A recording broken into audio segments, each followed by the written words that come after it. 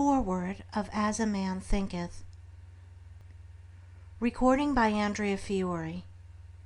As a Man Thinketh by James Allen. Foreword.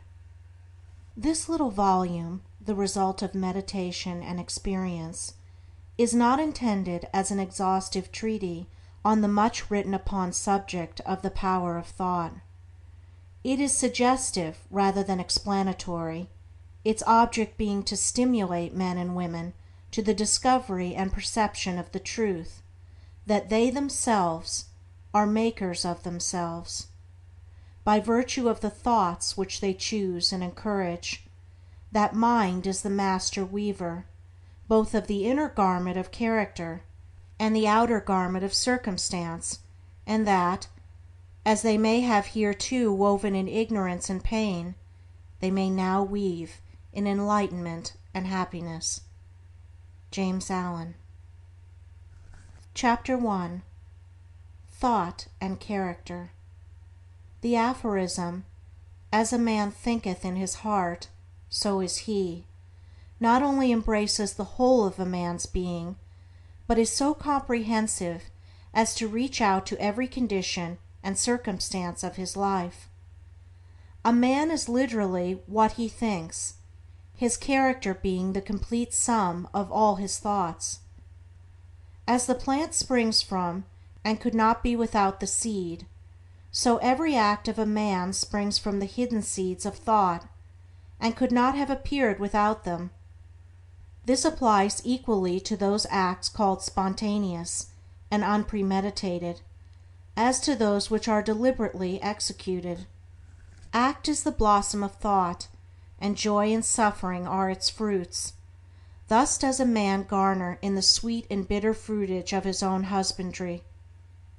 Thought in the mind hath made us. What we are by thought was wrought and built. If a man's mind hath evil thoughts, pain comes on him, as comes the wheel the ox behind. If one endure in purity of thought, joy follows him, as his own shadow, sure. Man is a growth by law, and not a creation by artifice, and cause and effect is as absolute and undeviating in the hidden realm of thought as in the world of visible and material things.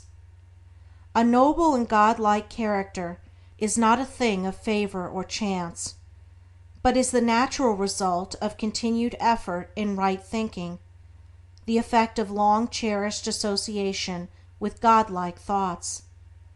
An ignoble and bestial character, by the same process, is the result of continued harboring of groveling thoughts. Man is made or unmade by himself. In the armory of thought he forges the weapons by which he destroys himself. He also fashions the tools with which he builds for himself heavenly mansions of joy and strength and peace. By the right choice and true application of thought, man ascends to the divine perfection. By the abuse and wrong application of thought, he descends below the level of the beast.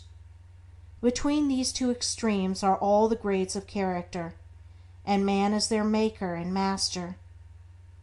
Of all the beautiful truths pertaining to the soul, which have been restored and brought to light in this age, none is more gladdening or fruitful of divine promise and confidence than this, that man is the master of thought, the moulder of character, and the maker and shaper of condition, environment, and destiny. As a being of power, intelligence, and love, and the lord of his own thoughts, man holds the key to every situation, and contains within himself that transforming and regenerative agency by which he may make himself what he wills. Man is always the master, even in his weakest and most abandoned state, but in his weakness and degradation he is the foolish master who misgoverns his household.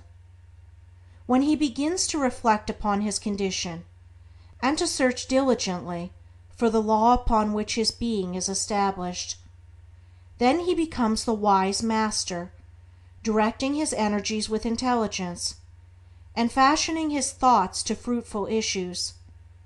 Such is the conscious master, and man can only thus become by discovering within himself the laws of thought, which discovery is a total matter of application, self-analysis, and experience.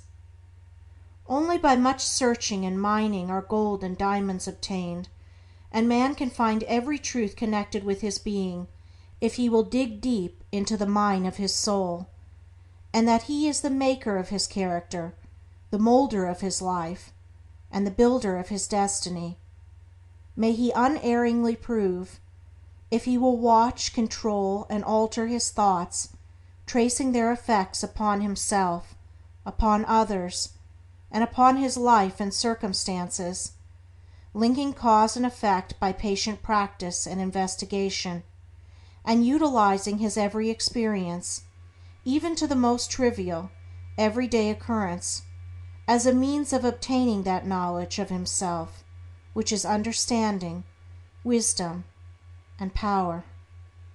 In this direction, as in no other, is the law of absolute, that he that seeketh findeth, and to him that knocketh it shall be opened. For only by patience, practice, and ceaseless importunity can a man enter the door of the temple of knowledge. End of Foreword and Chapter 1. Recording by Andrea Fiore.